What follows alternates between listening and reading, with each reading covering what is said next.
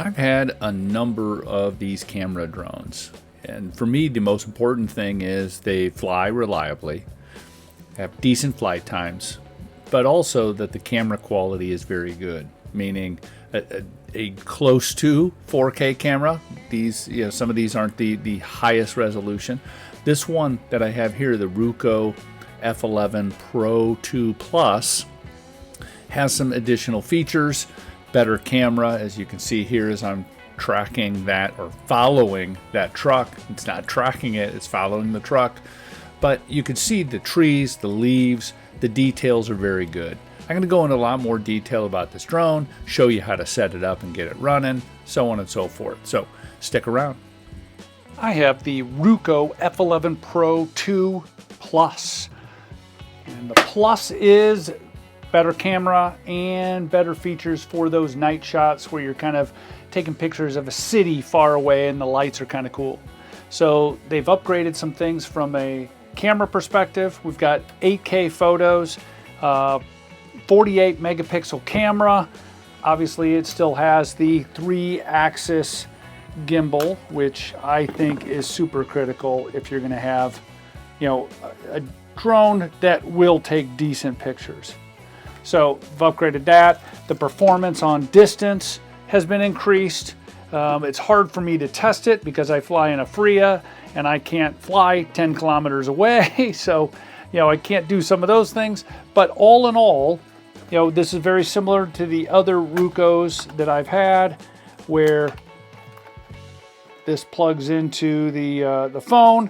Actually, since my phone has a case on it, and I'd highly recommend, here's a pro tip, get one of these little guys, and this actually fits inside my phone case, so I have easy access to that. Otherwise it doesn't really work very well. Charging port there that connects to your phone, has all the similar features, different speeds, automatic home, takeoff and landing, compass calibration, all of those things. Pretty neat. But the real deal is, how well does it fly? So I've had this now for a month or so, flown the heck out of it.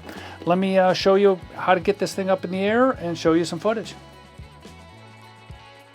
Let me walk you through a couple things on the menu, as well as, more importantly, talk about something you should do every flight, which is calibrate the compass and the gyro. To do so, you're going to hit up in the upper right-hand corner of the controller. You're going to hit that little button, and it's going to go through this process. You pick up the drone, spin it around like it shows, flip it on its nose in the air, and rotate it until it stops. Tells you, okay, you're good. Set it on the ground, hit calibration again, and then that will calibrate the gyroscope. I recommend doing that every time. The interface is pretty intuitive. Down in that lower left corner is a pretty important piece, and I really like using it in this form of the radar. It allows me to see where the drone is in relation to me, and also allows me to make sure I'm pointing the antenna at the drone. In the upper right is all your data about the connection of satellites, your compass, and battery power. Over on the far right, you have camera, which I just took a picture there, and video. The documentation is pretty clear and easy to understand. It'll take you further into some of those parts on the interface. I did want to show what the interface looks like from your phone compared to the actual 4K video. And down at the very bottom of the screen, you're going to see 4 numbers, and as I'm flying, they're changing a lot. One is D, distance, the distance of the drone to the controller. H, height, what's my altitude. HS is horizontal speed, how fast am I going in miles per hour, and you can change it to kilometers or meters per second, all kinds of stuff. And vertical, how high am I going, or how fast am I going up or down. All in all, impressive camera. This is not an overly windy day, but on this particular flight, camera worked really well. I thought it was very clear. I could see exactly, even from my phone, where I was going, what I wanted to look at, what I wanted to focus on. The automatic feature as far as auto exposure and such, white balancing. I have everything set on automatic, and it did a good job. The other thing I really like is how stable it is. I'm flying around at a decent speed here, 15 miles an hour, and I'm stopping, starting, moving around, and the camera is very stable. So all of those things of a quality camera, looks good, and it's stable. There's not a lot of bouncing around. So to me, that checks those boxes as a decent camera drone. Pretty easy to control, and I'm in basically a slow mode right now. There is a faster mode, which I'll show in a little bit, but this is just very easy to control. There's your first drone. You'll have no problems flying it around and being able to see detail or get into tight spots without too much worry. There is 0 avoidance sensors on this. So if you want to fly into a tree, it will let you do that. I'm going to bring this in for a landing. There's 3 things I could do to land. One is hit that button that has basically a little arrow and a home. It's on the left side there. That'll return to home automatically and land where you take off.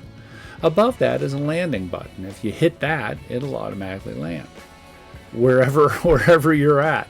So you might want to be over where you took off. Or you're going to do what I'm going to do here, fly where I want to go, and hit that left stick all the way down, and it brings me down and shuts off the motors.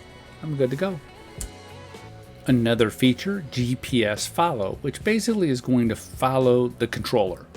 So as I click on that, I'm going to start walking around, and it's going to basically track me. It's going to stay within a certain distance. Wherever I walk, it's just going to fly around next to me. Kind of a fun feature. To get out of it, you just basically go back to that same menu and turn it off. The fly around feature basically is going to orbit wherever you hit that button. Whatever it's over, it's going to back up about 10 yards. You can change that if you want, and then it's going to start orbiting. And you might have to adjust camera angle and things like that as it flies to get whatever you want in the picture.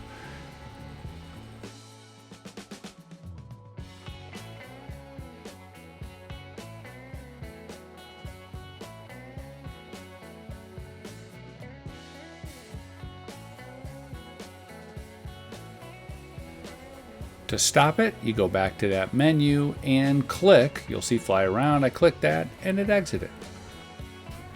I wanted to show off this particular flight. It's about 8:45 at night. The sun is almost down, and I'm doing more of a long range kind of flight here out in remote Missouri. And couldn't tell you how far a distance I was, but it flies plenty far away and gets really good signal for where I was, and just flying over some alfalfa fields and looking at some food plots. This Ruko F11 Pro 2 Plus is a solid flying camera drone. If you're interested in this drone, there is a link in the description below that'll take you to Amazon website where you can get this drone. If you have any questions, leave a comment. Thanks a lot. Have a great day.